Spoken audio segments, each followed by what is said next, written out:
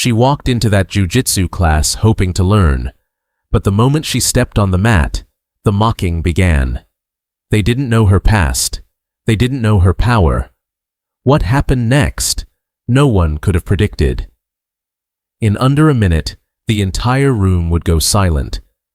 The gym echoed with the sharp slaps of feet against mats and the thud of bodies hitting the floor. It was a tight-knit circle, mostly men, all familiar faces, all confident. Jokes flew across the room, hands were clapped in greeting, and everyone seemed to know the pecking order. Then the door opened. She walked in alone, 19, quiet, steady. No gym bag, no colored belt wrapped around her waist, just plain workout clothes and eyes that scanned the room without fear or fanfare. At first, no one paid much attention, but as she stepped onto the mat, heads began to turn. A few smirks formed. A whisper traveled. "She doesn't belong here." Another voice chuckled. "She even know what jiu-jitsu is?" She didn't flinch. She didn't react. She simply waited, posture straight, breathing calm. Her stillness unsettled them more than she knew. The instructor raised an eyebrow, caught between amusement and uncertainty. She asked to join. There was a pause, long enough for the room to feel it. He looked her up and down. No belt, no reputation, no introduction. But something about her quiet gaze made him nod. "You can join the warm-up," he said flatly, like he didn't expect her to last 5 minutes. As she began to stretch, a few of the students exchanged glances, then chuckles. One mimicked her slow movements. Another exaggerated a stumble, pretending to trip like a beginner. They were loud on purpose, hoping she'd take the hint. But she remained silent. Every move she made was precise, controlled, efficient, not flashy, but right. Between the stretches, flashes from her past sparked briefly in her mind. Bare feet on dusty earth, her hands tied behind her back during training drills, a stern voice correcting her posture over and over until it became muscle memory. But those memories stayed inside. On the outside, she was unreadable. They laughed again when she moved into stance, her feet firm but subtle. "Look at that, ballerina hands," someone muttered. She heard it. She heard all of it. But her body didn't change. Her face didn't flicker. She had nothing to prove to them. Not yet. The instructor clapped his hands. "Let's begin." The mocking hadn't stopped, but something in the room had shifted, barely, invisibly. She was here not to speak, not to explain, but to let her skill answer every question they hadn't even thought to ask. The warm-ups ended, and the instructor split them into pairs for light sparring. The air shifted. This was where egos clashed and reputations formed. When her turn came, there was a pause. No one volunteered. Then, from across the mat, the loudest voice in the room called out, grinning. It was one of the earlier mockers, tall and built, the kind who played to the crowd. He strutted forward like it was a comedy skit, not a training match. "I'll take it easy," he said loudly, winking at the others. Laughter followed. He bowed dramatically, exaggerated every move, his limbs loose, floppy, mocking the form. She didn't respond. Her feet were already set. Her hands were up. Her eyes stayed locked, not angry, not afraid, just watching. The instructor gave the signal. The mocker charged in fast, not respecting the match, not respecting her. He reached for her arm with a cocky grin, and in the next breath, he was off his feet. No one understood what happened at first. One blink, and she'd shifted her balance, redirected his weight, and thrown him flat onto his back. The sound of impact silenced the room. He lay there, stunned, blinking at the ceiling. She hadn't even broken a sweat. She stepped back without a word, returning to her stance like nothing had happened. Someone gasped. Someone else whispered, "Wait, how did she do that?" The instructor's eyes narrowed, finally seeing what had been there all along. The mocker scrambled up, his face red now, less from pain, more from embarrassment. He rushed in again, faster, sloppier. This time she didn't throw him. She swept his legs mid-step, landed beside him, and pinned him effortlessly with clean, practiced control. The match was over in under a minute. She let go and stood, offering her hand. He hesitated, then took it. No one laughed now. The class was frozen. The jokes had died in their throats. What they'd assumed was luck looked more like mastery. The instructor called time, but his voice carried differently, sharper, more alert. Whispers filled the corners of the room, but they sounded nothing like before. They had seen something. Not a lucky throw, not a beginner's fluke. Real skill, dangerous control, years of discipline wrapped in silence.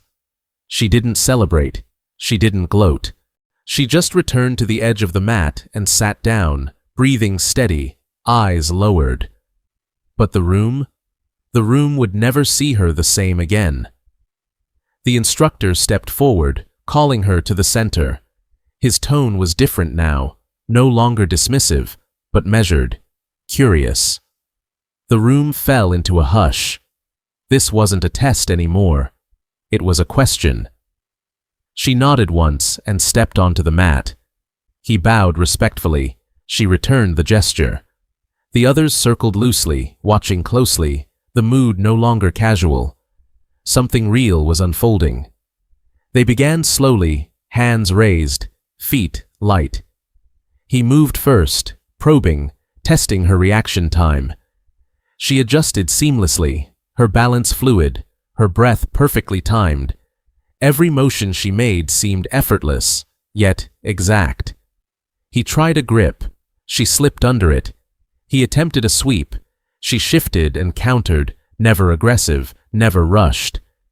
It wasn't just that she knew the moves. It was the way she moved, as if the mat itself was familiar ground and every step had already been mapped. He increased the pace, sweat forming on his brow. Still, she remained calm. When he feinted left, she didn't flinch. When he moved in fast, she redirected his force and pivoted out of reach. He finally paused, breathing heavier now, eyebrows drawn in disbelief. "Where did you train?" he asked quietly, more to himself than to her. Her answer came gently, without pride or performance. "Back home. My family runs a school," she said. "We train every day. Before sunrise. We don't wear belts. We earn trust." The room was silent. She didn't elaborate, but the image began to form. Of dusty courtyards, wooden dummies, hands wrapped in cloth, sweat falling into dirt, commands spoken in sharp tones by elders with deep knowledge. She had grown up with this, molded by it, not just technique, but philosophy, rhythm, humility. In her mind, a flash surfaced, waking at dawn, the sting of cold water before drills, the voice of her grandfather correcting her posture for the 100th time, saying, "Control is greater than force. Patience is greater than speed." The lessons were not just physical. They were about character. And that's why she hadn't said anything when they laughed. That's why she hadn't reacted to their jokes, because her discipline was deeper than pride. The instructor lowered his hands. "You don't need this class," he said softly, "but I'm glad you came." She smiled for the first time, just a small flicker at the corner of her mouth. "I didn't come to prove anything to you," she replied. "I came to prove something to myself." And with that, she stepped back, bowing once again, returning to the edge of the mat as the others watched in stunned silence, no longer mocking, no longer confused, but humbled. The class had changed. No one looked at her the same way now. The ones who laughed earlier now stood still, quiet, eyes lowered. A few walked up to her. No long speeches, just short words, quiet nods, a hand on the shoulder, a glance that said more than words ever could. One of them, the same man who mocked her form, paused beside her, then simply bowed. She returned the gesture. No anger, no pride, just calm acceptance. The mood was no longer one of rivalry, but of recognition. The instructor called her forward again. This time, the circle closed around her with reverence. He stood in front of her and slowly removed the black belt from around his waist. It wasn't dramatic. It wasn't loud. But everyone in the room knew exactly what it meant. He held it out in both hands, his voice steady. "You didn't earn this in a day," he said. "You've carried it for years. Today, we just saw it." He stepped forward and tied the belt around her waist. It fit like it had always belonged there. She looked down at it for a moment, then up at him, her eyes meeting his with quiet gratitude. She didn't cry. She didn't cheer. She simply nodded, a soft smile curving her lips, not for them, but for herself. No applause followed. None was needed. The silence said everything. In that room, filled with warriors and egos, she stood alone, not above, but apart. Not because she had beaten someone, but because she had revealed who she truly was. She didn't come seeking a belt or anyone's approval. She came to walk through doubt, to face the part of herself that still questioned if she belonged. And now, with her breath steady and her shoulders relaxed, she knew she had answered that question. The final moment lingered. She stood in the center of the mat, belt tied, eyes forward, posture straight. Light from the windows fell across her shoulders like a spotlight, casting a soft shadow behind her, strong, unmoving. It wasn't just about victory. It was about presence, discipline, grace. And in that quiet, powerful stillness, every person in that room saw her clearly for the first time. Not the girl who walked in, but the warrior who had always been there. Don't ever judge a fighter by what you see on the outside. Sometimes, the strongest warrior in the room is the one who says nothing at all. If you thought this story was powerful, wait until you see what happened in another martial arts class. It'll challenge everything you expect.